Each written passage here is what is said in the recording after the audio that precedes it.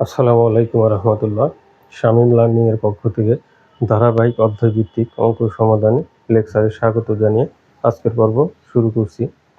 আজকে আমি অষ্টম শ্রেণীর সাধারণ গণিতের 2.2 অনুশীলনের অধ্যায় 2 মুনাফার পৃষ্ঠা 27-এর 12 নম্বর অঙ্কের সমাধান করব।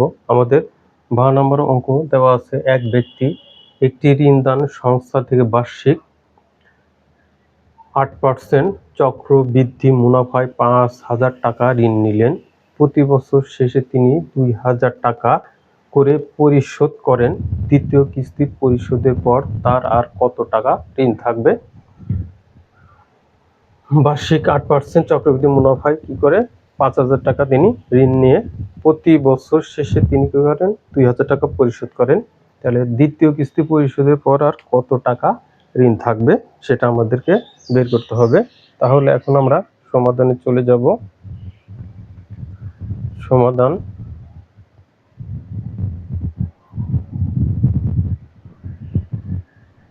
বারো। তাহলে আমরা লিখতে পারি ঋণের পরিমাণ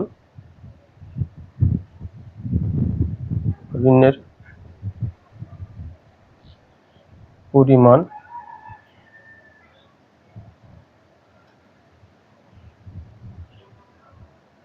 ঋণের পরিমাণ এটাকে আমরা কি ধরতে পারি 5,000। ঋণের পরিমাণ 5,000 টাকা। মুনাফার হার মুনাফার হার আর 8/100। আচ্ছা, এটা তোমাদের বোঝার সুবিধার্থে আমি 8% লিখবো, সেটাকে পরবর্তীতে 8/100। তাহলে মুনাফার হার 8/100 আর সময় প্রথম বছর 1 বছর। তাহলে এখন আমরা লিখব প্রথম বছর পর চক্রবৃদ্ধি ঋণ। প্রথম বছর পর চক্রবৃদ্ধি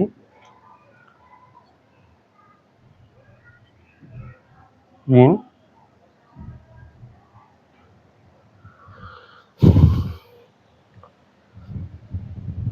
C সমান P ইন্টু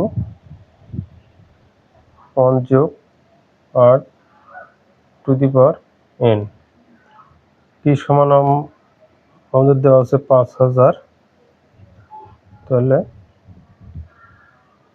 1 যোগ আর এর মান আছে 8/100, n সমান 1। 5,000 এখানে আমরা 100 লসাগু করব। তাহলে 1 দিয়ে 100কে গুণ করলে 100 যোগ 100 দিয়ে 100কে ভাগ করলে 1, 8 8।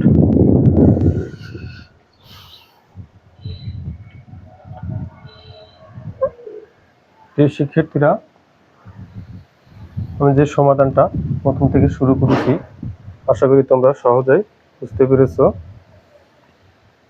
সমান সমান 5,000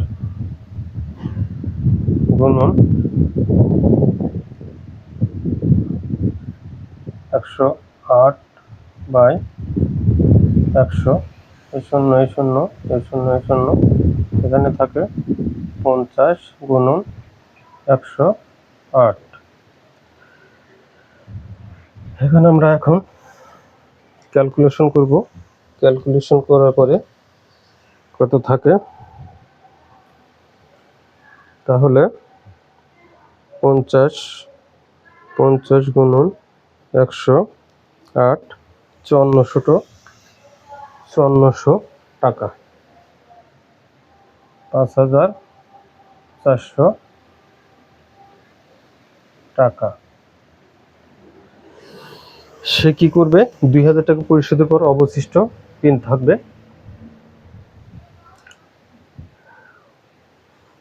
তাহলে প্রথম বছরে চক্রবৃদ্ধি ঋণ হবে 5400 টাকা। তাহলে প্রতি বছর কি বলছে, প্রতি বছর শেষে তিনি কি করবেন, 2000 টাকা পরিশোধ করবেন। তাহলে আমরা লিখতে পারি 2000 টাকা পরিশোধের পর অবশিষ্ট ঋণ থাকবে 2000 টাকা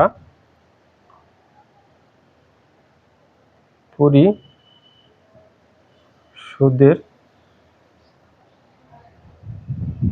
পর অবশিষ্ট ঋণ থাকবে। প্রথম বছরের যে চক্রবৃদ্ধি ঋণ সেটা হয়েছে 5400 টাকা। এখান থেকে প্রতি বছর কি করবে, সে 2000 টাকা পরিশোধ করবে। তাহলে 5400 মাইনাস 2000 এত টাকা। তাহলে এখানে থাকবে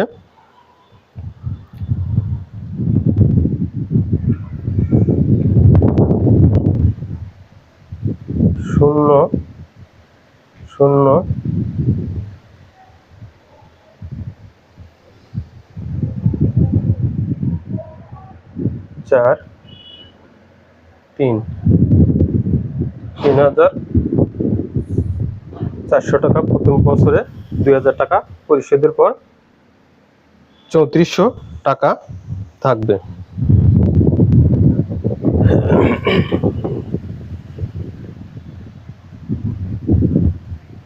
এখন আমরা দ্বিতীয় বছর পরে ঋণের পরিমাণ কত থাকবে সেটা আমরা এখন বের করব। তাহলে আমরা লিখতে পারি দ্বিতীয় বছর শেষে ঋণের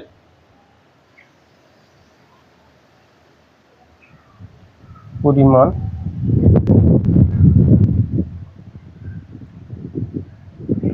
দ্বিতীয় বছর শেষে ঋণের পরিমাণ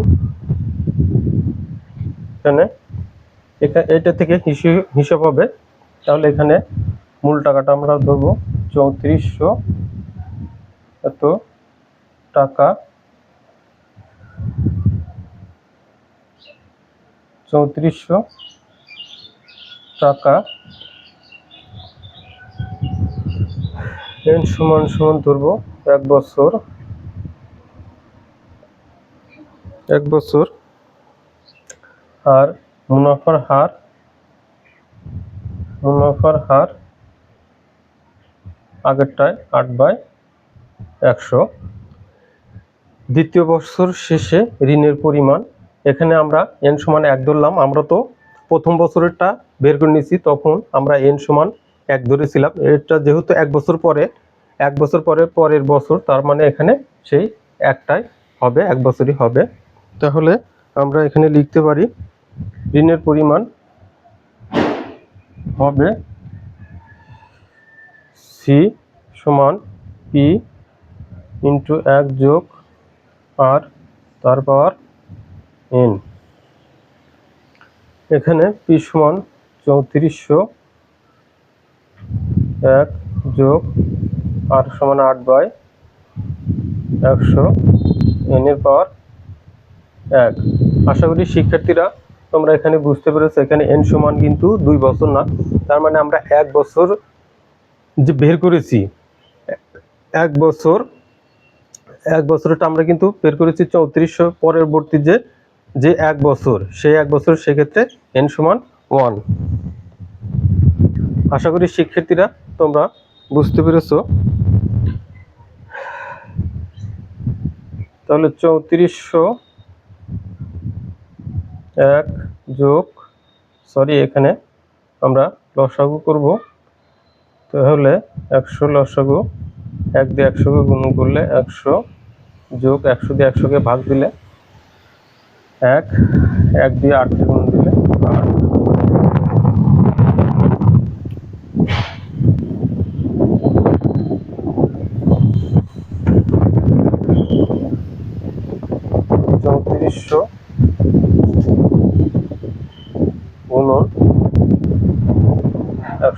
8 ডিভাইডেড 100, শূন্য এই শূন্য এই শূন্য এই শূন্য, তাহলে থাকে 34 গুণন 108। এখন আমরা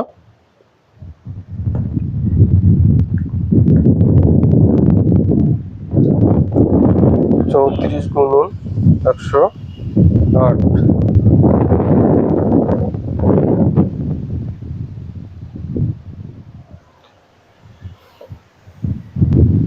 এখানে থাকে 3672 টাকা। এখন আমাদের বলেছে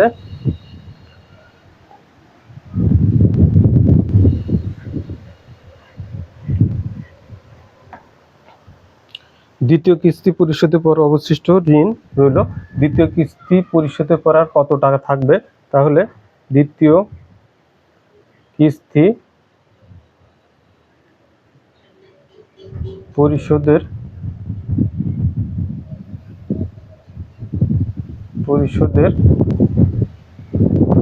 পর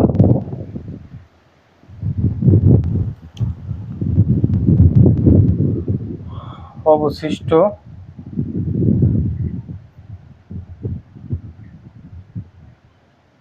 ঋণ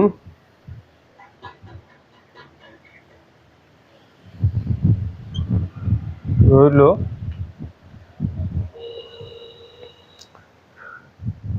সমান 3672 মাইনাস প্রতি বছর সে কি করবে? 2000 টাকা শোধ করবে। এত টাকা, তাহলে সমান সমান আমরা লিখতে পারি 1672 টাকা।